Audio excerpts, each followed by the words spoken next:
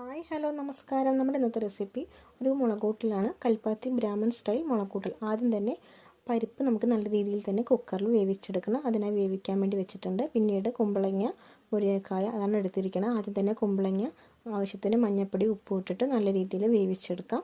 പിന്നീട് നമുക്കൊരു അരപ്പ് തയ്യാറാക്കണം. തേങ്ങ, വറ്റൽമുളക്, ജീരകം നമുക്ക് നല്ലോണം മഷി രൂപത്തിൽ തന്നെ അരച്ചെടുക്കണം. നമ്മൾ കുമ്പളങ്ങ വെന്ത് വന്നിട്ടുണ്ട്. അതിലേക്ക് മുരിങ്ങക്കായ ചേർത്ത് കൊടുത്തിട്ടുണ്ട്.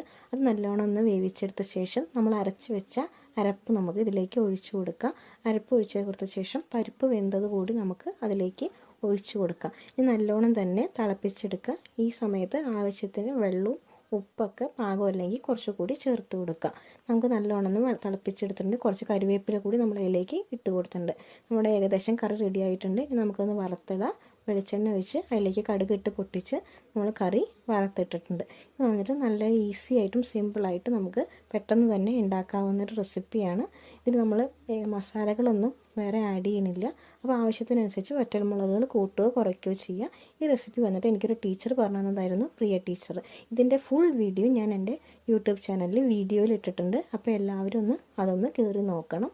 അപ്പോൾ വീഡിയോ ഇഷ്ടമായെങ്കിൽ ലൈക്ക് ചെയ്യുക, ഷെയർ ചെയ്യുക, സബ്സ്ക്രൈബ് ചെയ്യുക. താങ്ക്